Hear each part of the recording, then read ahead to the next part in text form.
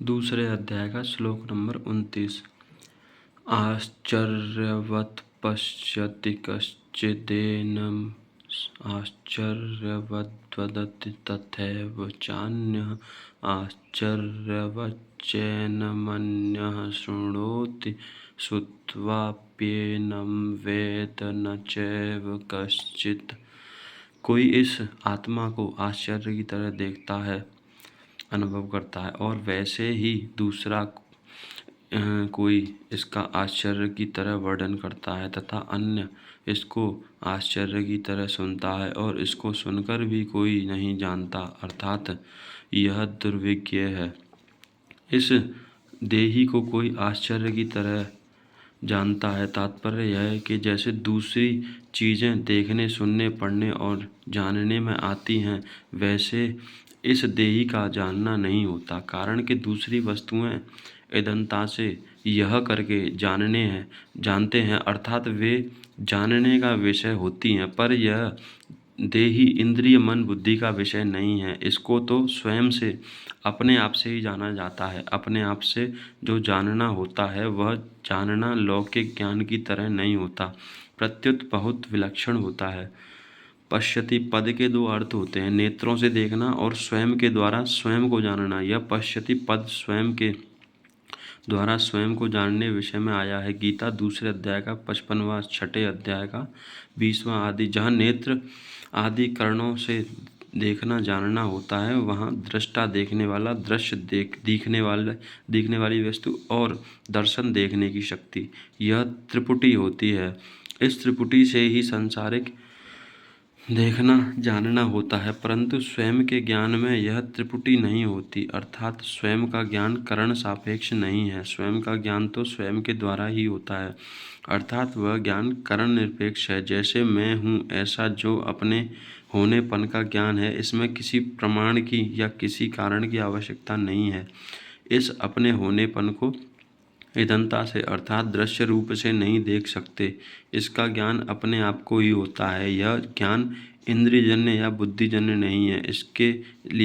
इसलिए स्वयं को, अपने आप को जानना आश्चर्य की तरह होता है। जैसे अंधेरे कमरे में हम किसी चीज़ को लाने जाते हैं तो हमारे साथ प्रकाश भी चाहिए और नेत्र भी चाहिए, अर्थात उस अंधेरे कमरे में प्रकाश की सहायता से हम उस चीज़ को नेत्रों से देखेंगे, तब उसको लाएंगे। परंतु कहीं दीपक जल रहा है और हम उस दीपक को देखने जाएंगे तो उस दीपक को देखने के लिए हमें दूसरे दीपक की आवश्यकता नहीं पड़ेगी, क्योंकि दीपक स्वयं प्रकाश है, वह अपने आप को स्वयं ही प्रकाशित करता है। ऐसे ही अपने स्वरूप को देखने के लिए किसी दूसरे प्रकाश की आवश्यकता नहीं है, क्योंकि यह देही स्वरूप स्वयं का प्रकाश है। अतः यह अपने आप से ही अपने आप को जानता है। स्थूल, सूक्ष्म और कारण, ये तीन शरीर हैं। अन्न जल से बना हुआ स्थूल शरीर है। यह स्थूल शरीर इंद्रियों का विषय है। इस स्थूल शरीर के भीतर 5 ज्ञानेंद्रिय, 5 कर्मेंद्रिय, 5 प्राण, मन और बुद्धि, इन 17 तत्वों से बना हुआ सूक्ष्म शरीर है। यह सूक्ष्म शरीर इंद्रियों का विषय नहीं है, प्रत्युत बुद्धि का विषय है। जो बुद्धि का भी विषय नहीं है, जिसमें प्रकृति स्वभाव रहता है, वह कारण शरीर है। इन तीनों शरीरों पर विचार किया जाए तो यह स्थूल शरीर मेरा स्वरूप नहीं है, क्योंकि यह प्रतिक्षण बदलता है और जानने में आता है। सूक्ष्म शरीर भी बदलता है और जानने में आता है, अतः यह भी मेरा स्वरूप नहीं है। कारण शरीर प्रकृति स्वरूप है, पर देही स्वरूप प्रकृति से भी अतीत है, अतः कारण शरीर भी मेरा स्वरूप नहीं है। यह देही जब प्रकृति को छोड़कर अपने स्वरूप में स्थित हो जाता है, तब यह अपने आप से अपने आप को जान लेता है। यह जानना सांसारिक वस्तुओं को जानने की अपेक्षा सर्वथा विलक्षण होता है, इसलिए इसको आश्चर्यवत् पश्यति कहा गया है। यहाँ भगवान ने कहा है कि अपने आप का अनुभव करने वाला कोई एक ही होता है, कश्चित्। और आगे 7वें अध्याय के 3 श्लोक में भी यह बात कही है कि कोई एक मनुष्य ही मेरे को तत्व से जानता है। कश्चिन्मा वेत्ति तत्वतः। इन पदों से ऐसा मालूम होता है कि इस अविनाशी तत्व को जानना बड़ा कठिन है, दुर्लभ है, परंतु वास्तव में ऐसी बात नहीं है। इस तत्व को जानना कठिन नहीं है, दुर्लभ नहीं है, प्रत्युत इस तत्व को सच्चे हृदय से जानने वाले की, इस तरफ लगने वाले की कमी है। यह कमी जानने की जिज्ञासा कम होने के कारण ही है। आश्चर्यवद् वदति तथैव चान्य, ऐसे ही दूसरा पुरुष इस देही का आश्चर्य की तरह वर्णन करता है, क्योंकि यह तत्व वाणी का विषय नहीं है। जिससे वाणी भी प्रकाशित होती है, वह वाणी उसका वर्णन कैसे कर सकती है। जो महापुरुष इस तत्व का वर्णन करता है, वह तो साक्षात चंद्र न्याय की तरह वाणी से इसका केवल संकेत ही करता है, जिससे सुनने वाले का इधर लक्ष्य हो जाए। अतः इसका वर्णन आश्चर्य की तरह ही होता है।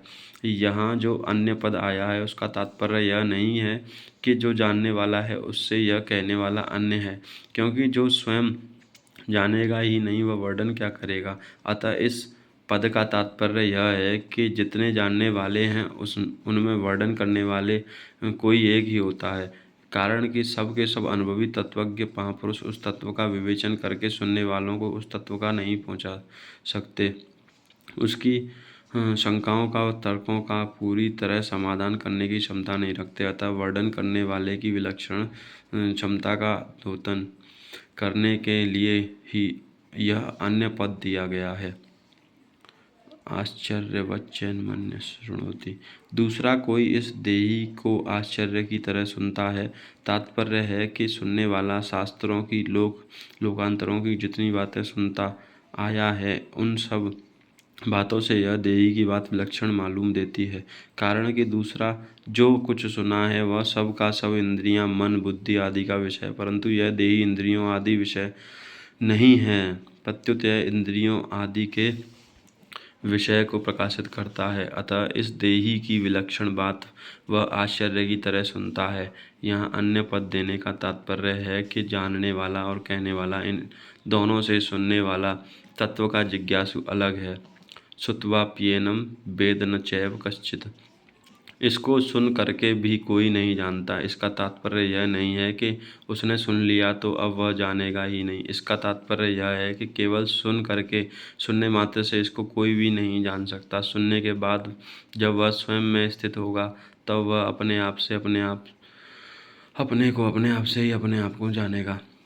यहाँ कोई कहे कि शास्त्रों और गुरुजनों से सुनकर ज्ञान तो होता ही है, फिर यहाँ सुन करके भी कोई नहीं जानता, ऐसा कैसे कहा गया है।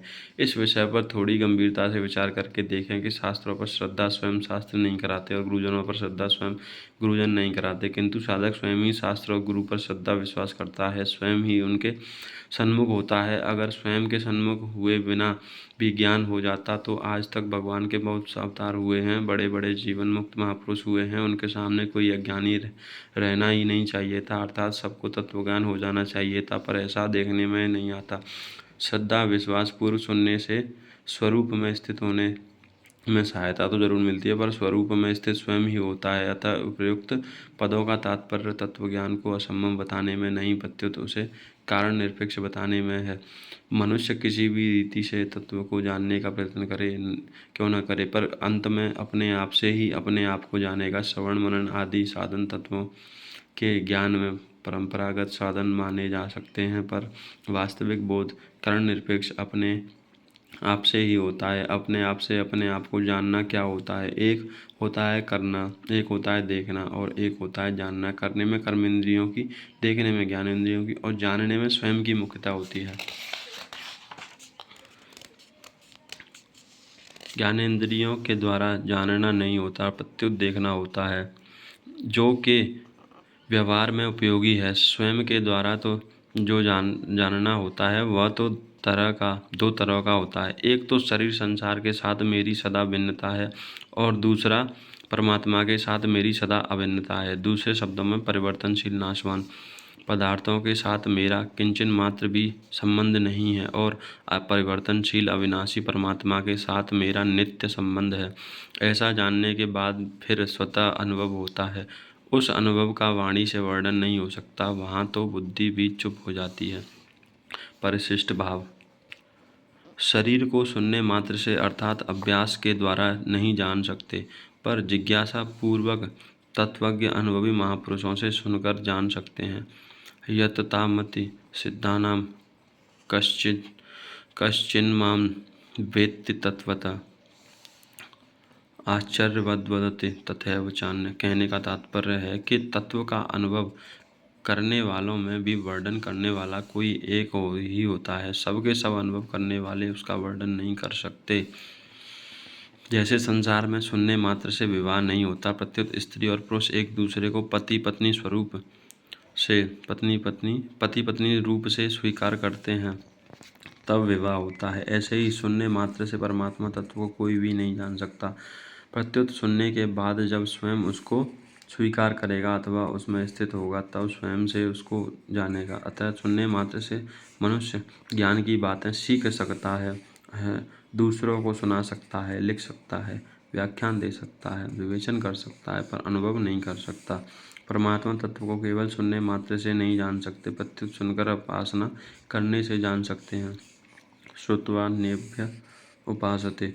अगर परमात्मा तत्व का वर्णन करने वाला अनुभवी हो और सुनने वाला श्रद्धालु तथा जिज्ञासु हो तो तत्काल भी ज्ञान हो सकता है।